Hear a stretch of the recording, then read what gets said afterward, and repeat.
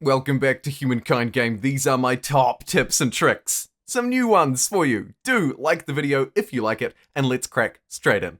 First and foremost, I want to talk about AI traits because people often overlook this and it can really impact the game. Just trust me on this one. Take a look here, for example. This AI character has stubborn. They keep their first culture for the whole game. And spoiler alert, they keep their whole culture for the whole game. They will not falter on these traits usually, and it can really determine the rest of the game. For example, in this one I know that this AI will never steal a culture from me. So, I can move through or hang around in an area for longer and know that I can hang around and pick up my extra stars, hopefully winning the game. You should also pay attention to their other traits if you're trying to figure out how they could be getting ahead on science or industry. Next up, I want to talk about this menu here that comes up when you open the city management screen. Over on the right-hand side, you'll see all of your cities and the option to liberate them. This will lose control of the city and any territories attached, and it will liberate it to a free or independent people, like rebels, if your empire falls into disarray. You might think, why would I want to do this? There's a couple of obvious ones, like, for example, if you're way over your city cap, you might need to get rid of cities. You might not want to burn them down, so instead you could liberate them to independent people. However, what I'm doing here is setting up for a war station. I'm building a garrison and some troops nearby in my neighboring city. Why? Well, largely for this. And we'll talk a little bit later in this video about combat tips, because I have some to share with you that I think you'll find really valuable. But in the meantime, I just want to show you that by liberating a city, I can immediately attack it. You can actually do it multiple times in the same turn if you want to. Often attacking it with air support or boats may be easier, particularly where it's island cities like this one. But why might you want to do it? Largely, to be honest, it's for the military stars. If you're struggling to fight or you want experience, you can always liberate your own forces. Next up, I want to talk about the thing that you're probably not doing enough of, and that's trade. Here you can see the new trade interface, which has changed a little bit in Humankind, although the base mechanics remain the same. You pay a little bit of money to an opponent player or the AI, and you gain access to their luxury. However, now you can see up front what the luxury is providing. It may be plus 2% science, or plus 2% industry, plus 5 food on farmer's quarter, whatever it is, you can see the effect that you're getting. You can pay a one-off price and receive that effect for the rest of the game unless the trade route is destroyed. But this video isn't actually about how trade works. This is some tips and tricks to help you do it better. Firstly, it's almost always correct to trade, even if the opponent has a lot more than you. Secondly, I would highlight that the new functionality on the map can make it easier to trade from the map as well. You can see here I can click a resource to instantly purchase it, instead of having to navigate through menus. It will also show a little icon around it or above it, depending on its status. Has it been purchased? Can I still purchase it? And is the resource connected? That's displayed by the golden border around the resource, the little gold coin above it, if I can still purchase it. It's useful if you don't want to be diving through those menus, and it might help you trade a little easier.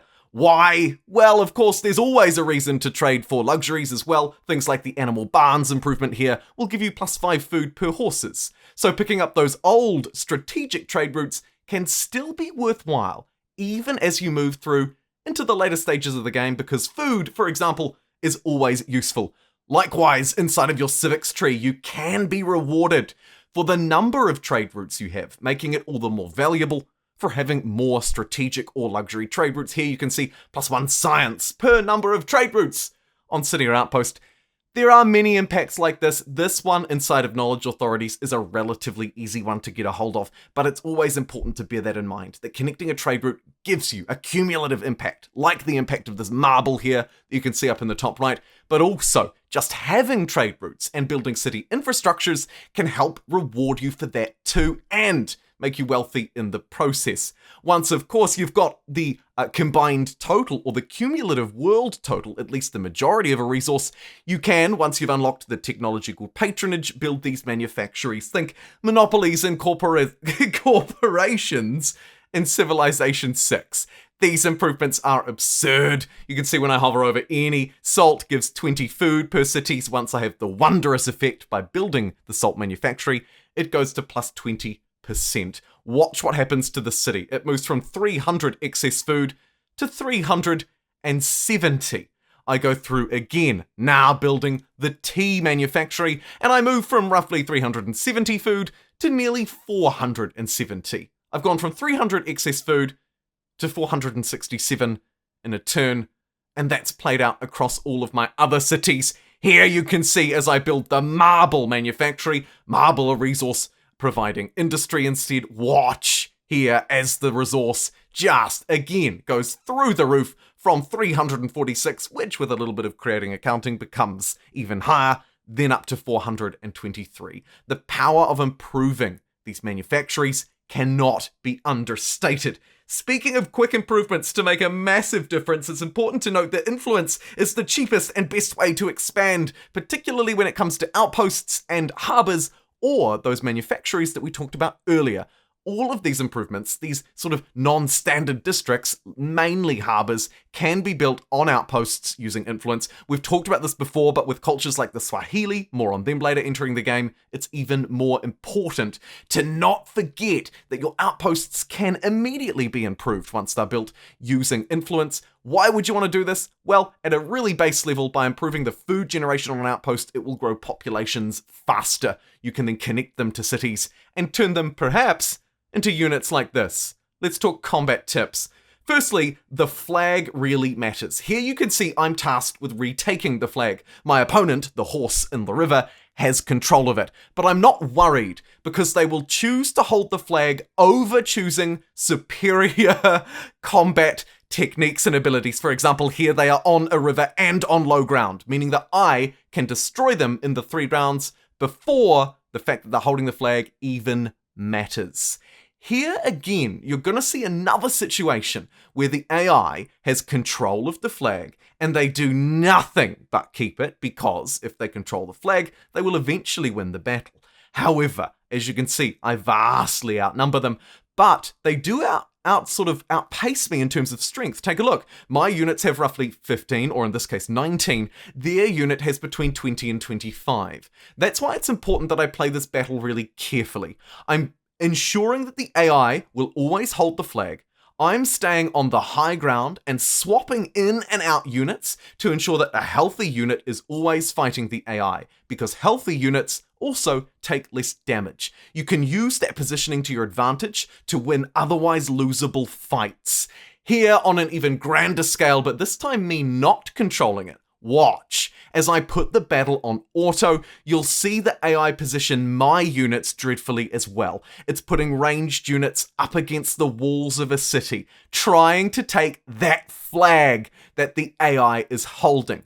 Who controls the flag? If you're wondering, it's the aggressor, but not the initial aggressor, it's the one who chooses to actually start the fight. If you click the sortie button when you're under siege, you will be the one starting the fight and your opponent will have the flag, even though it's your city being attacked. In this case, the opposite took place, but regardless, you can see the flag is everything and you can use that to your advantage. Sometimes even losing a fight, but saving your units in the process. It's incredibly powerful, and I highly recommend you keep focus on the flag. Speaking of focus, I've had many questions about the Cultures of Africa DLC. Here you're seeing some gameplay footage of Swahili.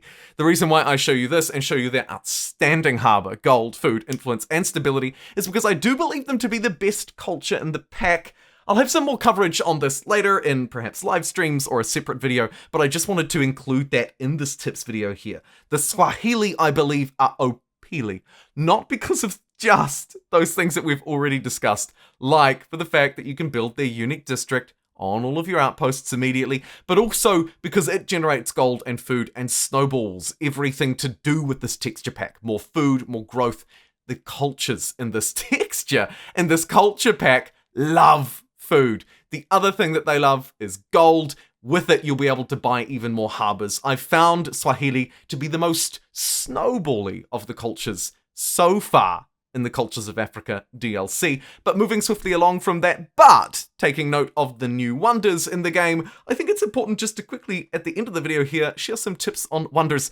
Don't forget that when you're placing down wonders, they are shared projects. So wonders like the Topkapi Palace, which provides extra industry towards shared projects, can speed up the building process. The other thing it's important to note is that they do harvest or extract or invigorate the tiles around them. So place them in an area of high yield if you can, to maximize the benefits that they can provide your city in future.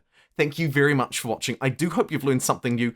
Those of you who watch my live streams all the time hopefully also learned something as well, and I will see you in the next one.